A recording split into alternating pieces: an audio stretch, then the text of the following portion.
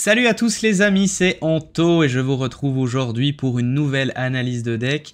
J'ai pris en l'occurrence aujourd'hui le petit deck Lando Calrissian que j'ai joué contre la Sky Chapon sur la chaîne des duels des cartes sur table ce lundi. Donc n'hésitez pas à aller voir notre chaîne des duels si vous n'avez pas pu voir justement ce duel ainsi que tout le reste de la compétition. On a mis en place une petite ligue sur cette chaîne secondaire justement. Donc je vous invite à aller regarder ce duel et aller voir les autres si ce n'est pas déjà le cas, ça devrait vous plaire. Et donc suite à ce duel, c'était la première fois que je testais ce leader, Lando Calrissian, et j'ai trouvé ça vraiment sympa, vraiment intéressant. Je trouve qu'il y a beaucoup de choses à faire avec ce leader, alors que malgré tout, c'est un leader qu'on ne voit jamais en tournoi. Je pense pas que vous l'avez déjà affronté, je ne pense pas que vous l'ayez testé non plus. Donc voilà, je pensais qu'il y avait quand même des choses à faire avec ce leader, et j'avais envie de vous le présenter un petit peu plus en profondeur aujourd'hui. Donc on se lance tout de suite après le générique, c'est parti!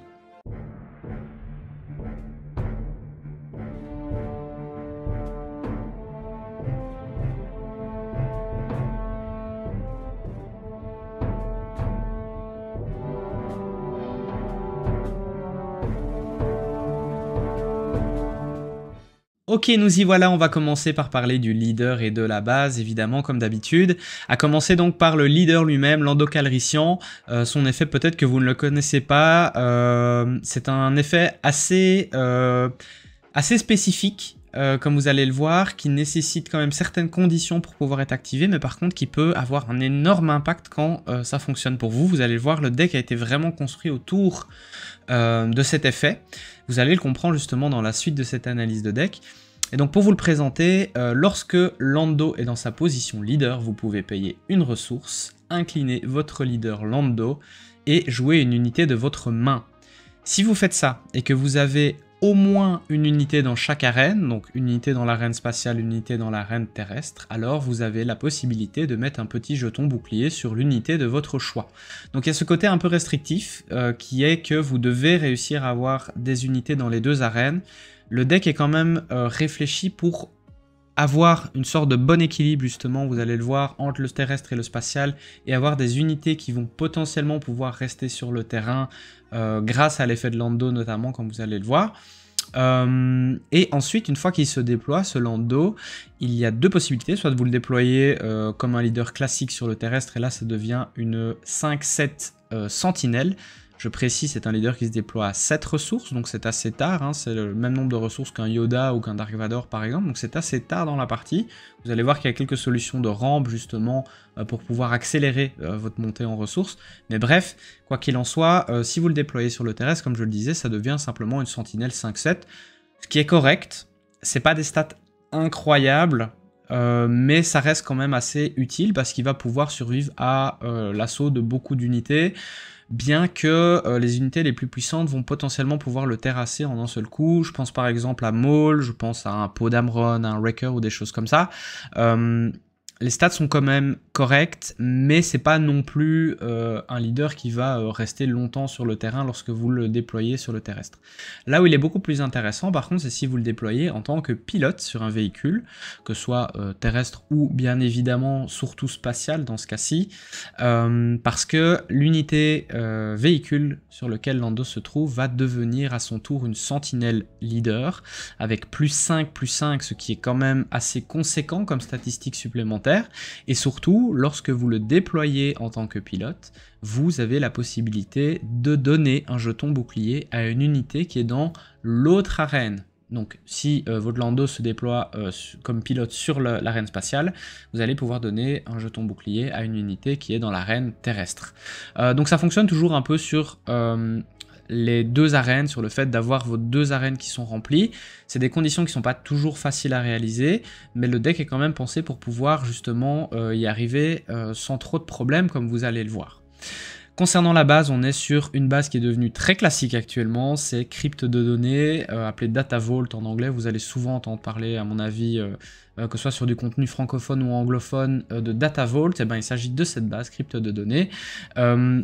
Je pense vraiment que c'est probablement la base la plus représentée actuellement, probablement depuis Lille, j'aurais tendance à dire, parce qu'il y a deux decks depuis le régional de Lille qui se sont vraiment démarqués avec Data Vault.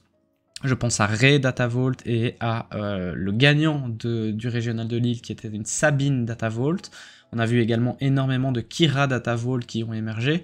Donc c'est une base qui est vraiment devenue très très populaire parce que ça permet d'avoir beaucoup plus de points de vie sur votre base, contrairement à un ECL ou un Tarkin Town qui étaient des bases extrêmement jouées avant mais qui n'avaient que 25 points de vie.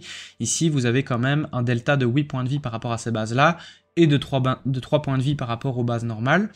Je pense que comme beaucoup de joueurs, personnellement au départ, quand j'avais vu Crypte de Données sortir, je m'étais dit que son effet négatif était peut-être un peu trop négatif seulement pour 3 points de vie supplémentaires, c'est-à-dire que vous êtes obligé d'avoir un deck de 60 cartes et plus de 50 cartes, ce qui dilue vos probabilités d'avoir les cartes qu'il vous faut au bon moment.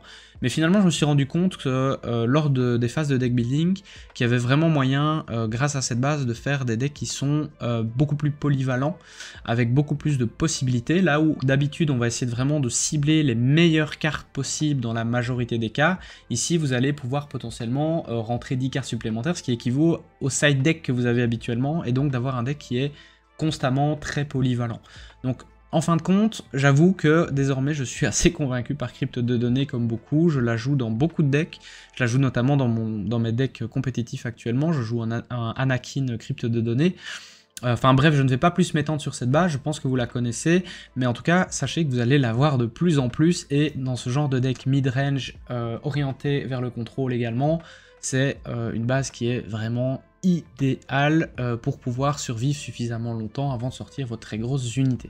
En parlant d'unités, on va se lancer dans les unités du premier tour. Vous allez voir ce que nous avons, c'est des unités assez classiques finalement, avec commencer par l'infanterie de marine. Donc c'est une unité 3-3. C'est très intéressant parce que ça va pouvoir tuer à peu près n'importe quelle unité terrestre du premier tour et dans beaucoup de cas survivre également, à moins d'avoir une autre infanterie de marine en face. Dans la plupart des cas, votre infanterie de marine va pouvoir faire un trade et rester sur le terrain, donc c'est super intéressant évidemment. On ne la présente plus cette carte là. Vous avez également le garde de Coruscant. Le garde de Coruscant, c'est une carte par contre qu'on voit beaucoup moins, mais vous allez voir pourquoi je l'ai ajouté au deck. Il y a deux raisons en particulier. Donc c'est une unité qui coûte 2, qui a 3 d'attaque et 2 points de vie, ce qui est relativement honorable déjà en tant que tel. C'est simplement un petit point de vie en moins que l'infanterie de marine, mais surtout c'est une carte qui a coordination embuscade. Donc coordination, pour ceux qui ne s'en souviennent pas, c'est simplement le fait que si vous avez au moins 3 unités sur votre terrain, le garde de Coruscant compris dans ce cas-ci, vous avez la possibilité de faire une embuscade ici avec ce garde de Coruscant. Les effets de coordination vont dépendre de l'unité, mais dans le cas du garde de Coruscant, il s'agit d'une embuscade. Et pourquoi je l'ai mis? Tout simplement parce qu'elle va fonctionner extrêmement bien avec l'effet de votre leader. Vous allez pouvoir, si vous avez suffisamment d'unités sur le terrain, utiliser l'effet de Lando pour faire une embuscade avec un bouclier, ce qui est extrêmement fort parce que vous allez pouvoir tuer une unité de l'adversaire sans perdre votre garde de Coruscant. Donc ça fonctionne très très bien. Alors évidemment pas au premier tour, vous n'allez pas pouvoir embusquer au début de partie, mais par contre plus tard dans la partie c'est très intéressant. Et ça va aussi être très intéressant avec un des événements clés de ce deck qui est le renfort de Wing, mais on y reviendra tout à l'heure. Ensuite, vous avez le Geôlier Gamoréen. Lui, le Geôlier Gamoréen, il a les mêmes statistiques que le garde de Coruscant. La seule différence, c'est qu'il n'a pas embuscade en coordination. Lui, par contre, il a Sentinelle à partir du moment où vous contrôlez une autre unité verte. Vous allez voir qu'il y a beaucoup d'unités vertes dans ce deck. L'idée est justement de pouvoir offrir Sentinelle au Geôlier Gamoréen. À partir du moment par contre où vous n'avez plus d'autres unités vertes sur le terrain, le geôlier perd sa sentinelle, évidemment. J'insiste là-dessus tout simplement parce que vous allez le voir, hein, si vous n'avez pas déjà vu le duel que j'ai fait contre Sky, on a à un moment donné oublié ce petit point de règle et on a gardé l'effet de sentinelle du geôlier pendant voilà, une petite minute alors qu'elle n'était plus censée être une sentinelle. Peu importe, faites bien attention à ça, mais à nouveau... c'est une unité qui me semble extrêmement forte avec l'effet de Lando justement, parce que pour peu que vous ayez une autre unité verte par exemple sur l'arène spatiale, et vous allez voir il y a beaucoup de candidats pour ça justement, vous allez pouvoir utiliser l'effet de Lando pour jouer le geôlier et lui mettre un bouclier, donc vous vous retrouvez avec une unité sentinelle shieldée qui se retrouve avec une attaque de 3, donc ce qui est encore meilleur finalement que les protecteurs du village, alors que le coût que vous avez dépensé est le même. Donc franchement c'est une carte très très intéressante dans ce build et qui va également extrêmement bien fonctionner avec le renfort de Wing dont on parlera tout à l'heure.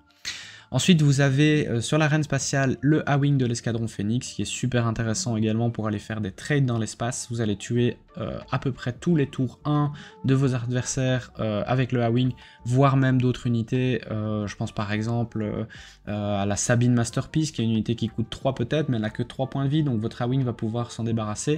Donc voilà, c'est une très très bonne carte, quoi qu'il en soit. Vous n'allez pas tellement vous en servir pour agresser la base, hein, dans le cas de ce deck-ci, vous allez plutôt vous en servir dans la majorité des cas pour faire des trades positifs. Et on va terminer par un petit Luke Skywalker pilote. Alors je vous avoue qu'il est là tout seul parce que il fallait bien mettre une unité de tour 1 supplémentaire. Je trouvais que 12 unités c'était un peu faible, donc je voulais en mettre une 13e. Vous pouvez même monter à 14 éventuellement, plus ça me semble pas forcément nécessaire. Mais en tout cas voilà, j'ai mis un petit Luke pilote parce que ça reste une très très bonne unité, une 3-2 pour 2, qui en plus peut se jouer en pilote avec un effet super intéressant, parce qu'il offre plus 3, plus 2 au véhicule auquel vous l'attachez, et en plus si le véhicule est détruit, ou si Luke lui-même est détruit, vous allez pouvoir le jouer gratuitement sur votre arène terrestre. Donc ça reste une bonne unité, vous pouvez éventuellement le mettre en x2 si vous voulez une petite unité de tour 1 supplémentaire. Alors comme vous allez le voir, je vous ai regroupé les unités par petits packages d'effets. Vous allez voir qu'il y a deux types de mots-clés qui nous intéressent particulièrement dans ce deck. Ce sont les sentinelles et ce sont les embuscades. Et je vais commencer par vous parler des sentinelles tout simplement parce que les sentinelles avec des boucliers, on adore ça, et Lando est capable de donner des boucliers à toutes ces unités, pour peu que vous remplissiez les conditions évidemment d'activation de son effet. Donc je vous avais parlé déjà du geôlier gamoréen qui peut être super intéressant à jouer assez tôt dans la partie en lui mettant un bouclier dessus. Vous avez également le défenseur de la base Echo qui va remplacer les traditionnels protecteurs du village, tout simplement parce que il a des stats bien meilleurs, c'est une 4-3, et pour peu que vous ayez la possibilité, lorsque vous êtes à 4 ressources ou plus, de le jouer en lui mettant un bouclier, ça devient une sentinelle très très très solide avec un bouclier en plus qui va empêcher votre adversaire de s'en débarrasser. Donc c'est très très très fort dans ce deck, le défenseur de la base Echo. Vous pouvez, si vous aimez vraiment beaucoup les protecteurs du village, éventuellement les jouer encore en leur remettant en second bouclier. C'est tout à fait une option viable. Personnellement, j'ai préféré les défenseurs de la base Echo, mais je pense que les deux peuvent se valoir. Ça va dépendre tout simplement de votre gameplay. Le seul truc, c'est que les protecteurs du village restent sensibles aux cartes qui donnent -2/-2. Je pense par exemple à Fâcheuse Posture ou à Ouvrir un passage. C'est des cartes qui malgré tout peuvent les tuer instantanément juste en donnant -2/-2. Donc pour cette raison, je préfère le défenseur de la base Echo. Ça me semble plus intéressant avec un shield que les protecteurs du village. Ensuite, vous avez le Mandalorien qui vient remplacer le traditionnel Obi-Wan Kenobi qu'on voit souvent comme unité sentinelle à 6.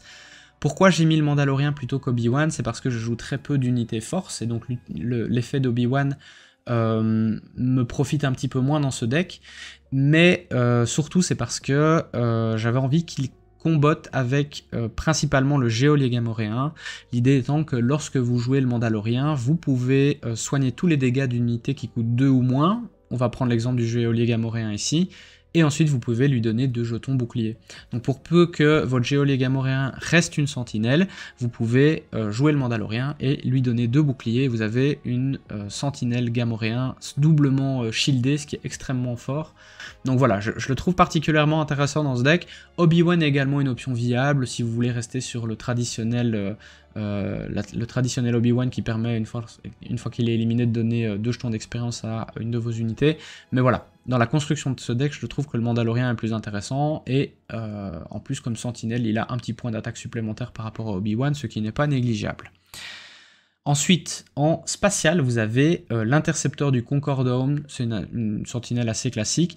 Pareil, hein, ça peut être très intéressant de mettre un shield dessus parce que ça devient, lorsque elle est attaquée, ça deviendrait à ce moment-là une 3-4 shieldée, ce qui est assez fort. Ça va permettre de tenir l'arène spatiale pendant suffisamment longtemps.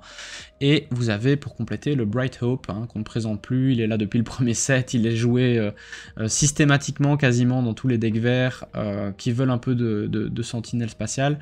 Voilà, c'est une très bonne unité le Bright Hope, on ne le présente plus, mais imaginez si en plus vous avez la possibilité de le jouer avec un shield dessus, ça devient encore plus intéressant alors qu'il a déjà beaucoup de points de vie de départ. Et je termine mon pack sentinelle par une des plus importantes du deck, c'est Rédemption, et je vais profiter justement de cette carte-là pour vous donner une petite astuce, un petit tricks que l'ami Otal m'a donné. Il m'en a parlé il y a quelques semaines et j'ai trouvé l'idée assez ingénieuse. L'effet de rédemption, donc déjà c'est une sentinelle 6-9 pour 8, ce qui est déjà très très correct. Et lorsque vous la jouez, vous pouvez soigner jusqu'à 8 dégâts à répartir comme vous le voulez pardon, entre n'importe quel nombre d'unités et ou votre base. Et ensuite, le nombre de dégâts que vous avez soignés, vous pouvez les mettre sur rédemption. Le petit trick que vous pouvez faire, tout simplement, c'est de jouer rédemption si vous avez 9 ou plus de ressources, en lui donnant le bouclier de Lando Calrissian. Si vous avez la possibilité de le faire, c'est super intéressant, parce que vous pouvez d'abord activer l'effet de Lando pour lui donner un shield. Donc vous jouez rédemption, vous lui mettez un bouclier dessus, et après ça, vous jouez l'effet une fois joué du rédemption. Vous soignez autant de dégâts que vous voulez parmi vos unités et parmi votre base, et ensuite tous ces dégâts, vous allez les infliger à rédemption. Mais vu que rédemption a un bouclier à ce moment-là, c'est le bouclier qui va prendre tous les dégâts, et donc rédemption n'aura aucun dégât sur lui. Alors, il n'aura pas gardé son bouclier, mais c'est pas très grave, ça reste une sentinelle 6-9, donc de toute façon elle va tenir très très longtemps sur le terrain. Mais voilà, c'est un trick qui est super intéressant parce que, simplement pour une ressource de plus, vous avez soigné 8 dégâts de votre base et votre rédemption est indemne sur votre terrain spatial. C'est super super fort comme trick, donc merci Otal de m'en avoir parlé, l'idée est vraiment excellente. On va passer au deuxième package d'unités. Comme je vous le disais, ce sont les unités avec embuscade. Alors imaginez évidemment les sentinelles shieldées, c'est très très fort, mais en plus si vous avez des unités qui peuvent embusquer en ayant un bouclier sur elles, c'est également super intéressant et super fort. Ça permet de faire des éliminations d'unités de l'adversaire sans perdre vos propres unités grâce au bouclier que vous avez mis avec l'effet de Lando. Donc je vous avais déjà parlé des gardes Coruscant, je ne vais pas m'attarder plus dessus. Mais vous avez également les corps démodifiés pour 4 ressources. Donc c'est une unité 2-4 avec une embuscade à raid 2. Donc ça permet en gros de faire une embuscade à 4 dégâts. Et si en plus vous avez 5 ressources ou plus, vous pouvez jouer la cordée modifiée en leur mettant le petit bouclier avec l'effet de Lando et ainsi faire une embuscade à 4 shieldée, donc ne pas perdre votre cordée modifiée et probablement réussir à tuer une unité de l'adversaire, donc c'est super intéressant. Vous avez également le Blue Leader qui est devenu un incontournable de tous les decks vert blanc, c'est une des meilleures cartes je pense qui a été ajoutée par le set passage en vitesse lumière. Donc c'est une sentinelle, une embuscade pardon, spatiale 3-3 pour 3, ce qui n'est pas incroyable en l'état, mais qui peut quand même vous permettre de faire des trades intéressants. D'autant plus à nouveau, je sais que je me répète, mais si vous lui mettez un bouclier avec l'effet de Lando, c'est d'autant plus intéressant. Mais surtout, ce qui est chouette, c'est que si vous avez 2 ressources supplémentaires à dépenser, vous pouvez payer 2 pour la jouer sur votre arène terrestre à la place et lui donner 2 jetons d'expérience. Concernant l'ordre de l'activation des effets d'embuscade et de une fois joué, vous pouvez le faire un peu dans l'ordre que vous voulez. Donc c'est-à-dire vous pouvez commencer par le jouer sur l'arène spatiale, embusquer, puis si votre Blue Leader est toujours vivant, payer 2 pour le passer sur l'arène terrestre et avoir 2 jetons d'expérience, ou l'inverse, directement vous le passez sur l'arène terrestre et lui mettez 2 jetons d'expérience, et ensuite vous embusquez sur l'arène terrestre. C'est ça qui est super fort avec Blue Leader, c'est qu'il a une polyvalence monstrueuse, ça permet de faire énormément de choses différentes, de vous sortir d'énormément de situations compliquées en vous débarrassant des unités dont vous avez besoin de vous débarrasser à un bon moment, et en plus si vous lui mettez un bouclier avec Lando, ben, c'est encore mieux. Ensuite, vous avez un petit chasseur d'escorte impulsif. C'est une carte qu'on voit beaucoup en side deck parce que c'est une embuscade spatiale qui permet d'aller chercher le Faucon Millennium. Il est souvent utilisé pour ça. Évidemment, il a d'autres intérêts, d'autres utilités, mais c'est souvent pour ça qu'on va le jouer parce qu'il n'y a pas beaucoup d'embuscades spatiales finalement qui font 4 dégâts et le chasseur d'escorte le permet. Le gros point noir avec le chasseur d'escorte impulsif, c'est qu'il n'a qu'un seul point de vie. Et donc, la plupart du temps, vous allez simplement faire une embuscade et votre chasseur d'escorte a tout simplement été détruit directement après. Mais pas si vous lui mettez un bouclier avec Lando, justement. Donc, ici, dans le deck, je l'ai mis une seule fois parce qu'il vient compléter le Blue Leader. Mais en réalité, vous pourriez, si vous l'aimez vraiment beaucoup, le mettre en 2, voire 3 exemplaires éventuellement.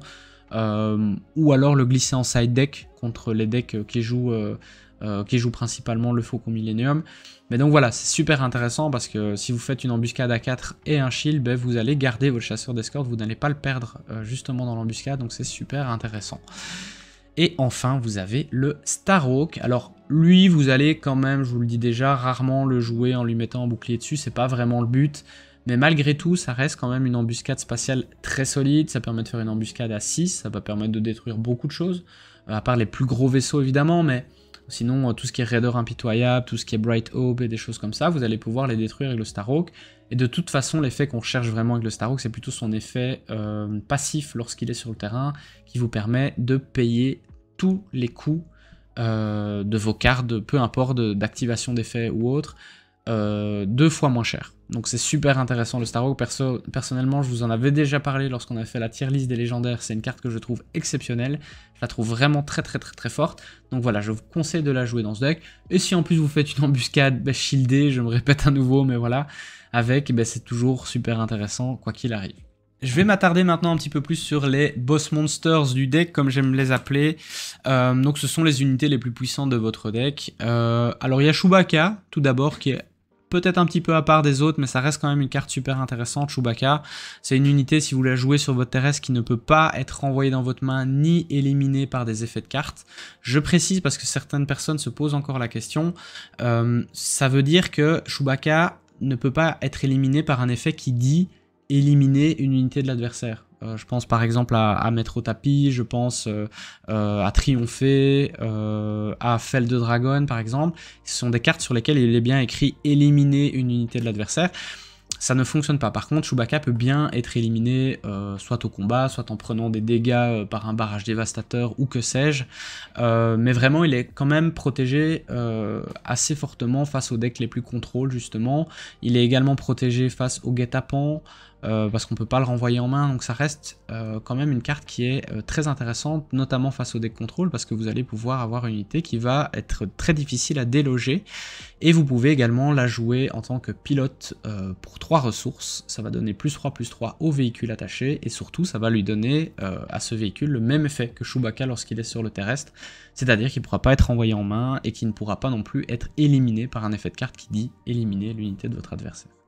Donc ça reste une carte très intéressante. Je dis qu'il est un petit peu à part des autres boss monsters parce que c'est une carte quand même vachement plus petite que les prochaines que je vais vous présenter, mais malgré tout, voilà, c'est une très bonne carte qui peut vous permettre de finir des games assez facilement. Vous avez ensuite évidemment Luke Skywalker, c'est la seule unité force du deck ici en l'occurrence, mais elle est indispensable. J'en discutais avec un ami récemment, je réfléchissais un peu à quelle est la meilleure staple du jeu, donc c'est-à-dire quelle est la meilleure carte qu'on va retrouver dans tous les decks d'une certaine couleur. Et pour moi, Luke Skywalker est probablement à ce jour la meilleure staple du jeu, parce que si vous jouez un deck blanc-bleu, c'est sûr et certain que Luke Skywalker sera dedans, et je pense qu'il n'y a aucune autre carte dans le jeu qui peut vraiment se targuer d'avoir une présence aussi systématique dans tous les decks de sa couleur. Je pense pas. N'hésitez pas à me dire en commentaire si vous pensez à d'autres cartes qui sont autant représentées que Luke Skywalker, mais quoi qu'il en soit, voilà, Luke Skywalker c'est toujours aussi fort, c'est une 6/7 pour 7, sa restauration 3, donc récupération 3, donc ça vous permet lorsqu'elle attaque de soigner 3 dégâts de votre base, ce qui est énormissime, c'est vraiment super fort, et surtout une fois joué, vous pouvez donner -3/-3 à une unité ennemie pour cette phase, et si en plus vous avez perdu précédemment dans ce tour une de vos unités, vous pouvez lorsqu'il arrive donner -6/-6 à une unité ennemie, et donc faire un gros nettoyage finalement, tuer une unité vraiment très embêtante qui est encore sur le terrain. Luke arrive, il la détruit automatiquement, et au prochain tour vous avez un Luke qui est prêt à soigner votre base et à mettre d'énormes dégâts, soit sur la base, soit sur des unités adverses. Donc Luke, super bonne carte, c'est un indispensable évidemment. Ensuite, vous avez Rédemption, je vous en ai parlé tout à l'heure, je vous ai parlé du petit Trix. Je vais pas m'étendre plus dessus, mais en tout cas, c'est vraiment une carte qu'il faut absolument avoir en x3 dans ce deck, grâce à l'effet justement de Lando et à la possibilité de soigner du coup 8 dégâts de votre base, sans prendre de dégâts sur Rédemption grâce au bouclier de Lando, donc c'est super intéressant comme carte. Vous avez également 2 Home One, c'est un peu l'équivalent spatial de Luke en termes de récupération, hein, donc c'est une 7/7 pour 8, qui a récupération 2, donc elle soigne peut-être un petit peu moins, mais par contre, toutes vos autres unités amies vont gagner récupération 1 tant que Omoine est sur le terrain.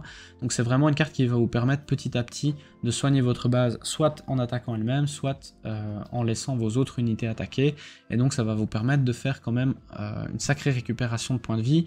Et en plus de ça, une fois joué, vous pouvez jouer une unité blanche de votre défaut, ce qui va coûter 3 de moins. Vous avez beaucoup d'unités blanches, donc vous allez pouvoir assez facilement profiter de son effet pour faire revenir une sentinelle qui vous intéresse, ou éventuellement, je pense au corps démodifié, une embuscade sur le terrestre ou sur le spatial, peu importe, qui peut vraiment vous servir. Donc voilà, Omoine, très bonne carte, je l'ai mis en 2 exemplaires. Éventuellement, elle pourrait être en 3 exemplaires, notamment parce que vous jouez le Starhawk, et donc Omoine est un candidat parfait justement pour pouvoir jouer, la jouer après le Starhawk, parce que le prix de Omoine va être divisé par 2, mais également les prix, les coûts donc des unités qui sont dans votre défausse, et donc ça va compter pour l'effet une fois joué de votre Omoine. Donc éventuellement, si vous trouvez une petite place, n'hésitez pas à le mettre en x3, c'est vraiment une très bonne carte.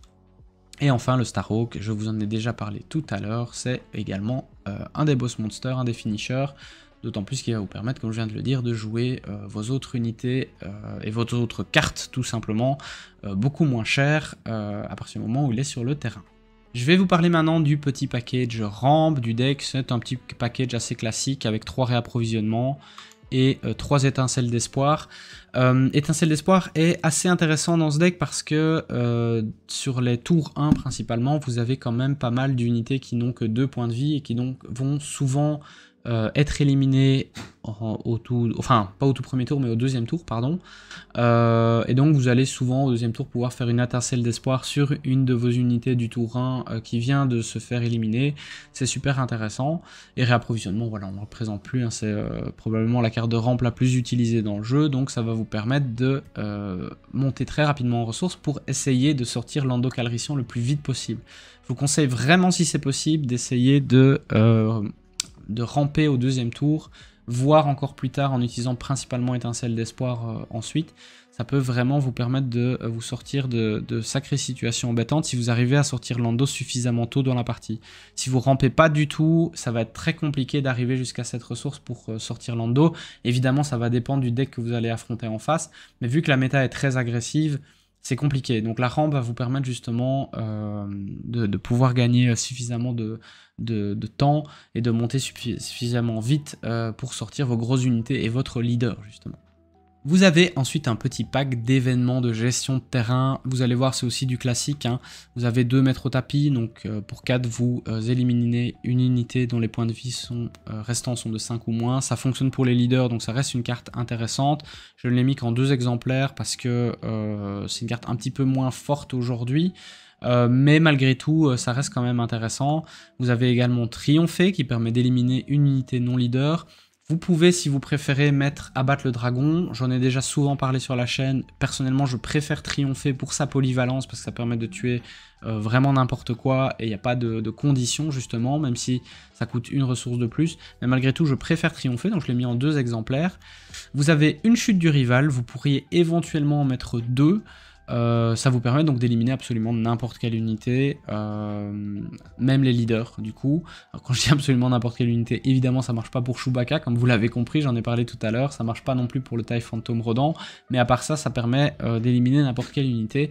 Donc sur une méta qui est quand même fort orientée sur des decks leader pilote, on en voit quand même beaucoup, je pense au nouveau Luke Skywalker ou à Dark Vador. La chute du rival peut quand même être intéressante parce que déloger les leaders pilotes c'est pas toujours facile, donc n'hésitez pas à en mettre 2 si vous voulez, mais je vous conseille d'en avoir au moins une dans votre deck en cas de besoin, c'est toujours utile. Et je termine par 2 traîtres dans la gestion de terrain. Donc j'estime que ce sont des cartes de gestion de terrain parce que ça vous permet donc de voler une unité qui coûte 3 ou moins de votre adversaire et de la prendre pour vous. Donc c'est super intéressant parce que ça vous permet de retirer une de ces unités et en plus d'en jouer finalement gratuitement une pour vous.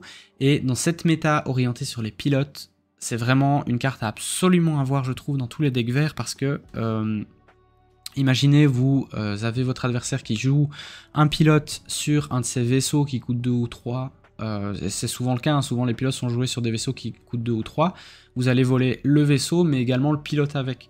Et donc ça vous fait une unité super forte dont vous vous débarrassez, et en plus elle est maintenant à vous, et vous pouvez vous en servir, soit pour faire des trades avantageux, soit pour faire des dégâts à la base.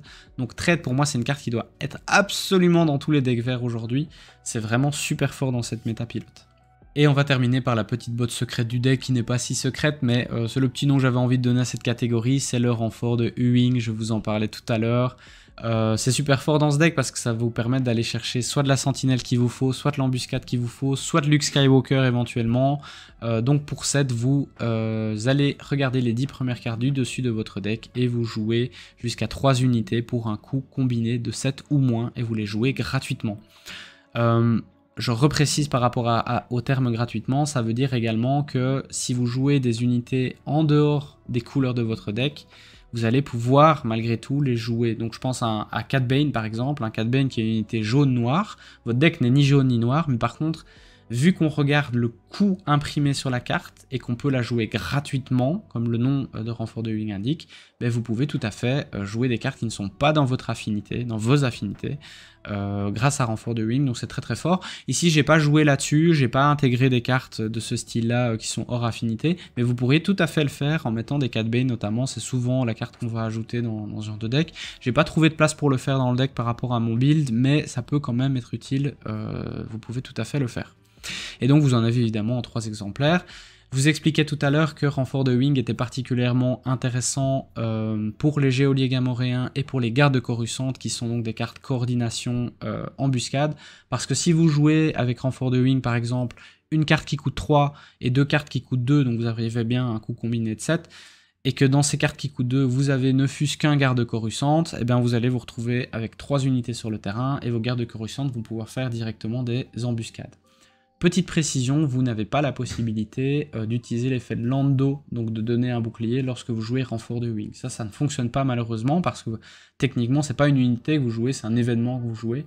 Donc l'effet de Lando ne va pas fonctionner sur cette carte, mais malgré tout ça reste un must-have, c'est une carte super forte donc il faut absolument l'avoir dans son deck. Donc voilà, je l'ai mise en x3 ici. Et petit récap pour terminer, vous pouvez voir ici donc la decklist complète. Comme vous voyez, je n'ai pas encore mis en place de side deck, je n'ai pas assez joué le deck pour pouvoir justement me rendre compte des cartes de side qu'il faudrait. Mais en tout cas, ici, vous pouvez voir globalement toutes les cartes qui sont dans le deck. Je vous invite vraiment à le tester parce que c'est un deck super chouette à jouer. Je pense qu'il peut être compétitif. Je ne dis pas qu'il serait top méta, je pense pas que vous allez gagner des tournois avec, en tout cas pas des gros tournois avec, mais par contre vous pouvez vraiment faire de chouettes résultats dans des plus petits tournois en boutique, ou simplement contre vos amis, n'hésitez pas à le tester, c'est un deck vraiment très fun à jouer, qui est relativement embêtant avec tous les shields que vous allez pouvoir donner à vos sentinelles et à vos unités embuscades. N'hésitez pas à aller à nouveau regarder justement le duel que j'ai fait contre la Miskai, Chapon contre Sopo d'Amron, ça vous permet justement de voir ce deck en action. C'est super intéressant à mon sens.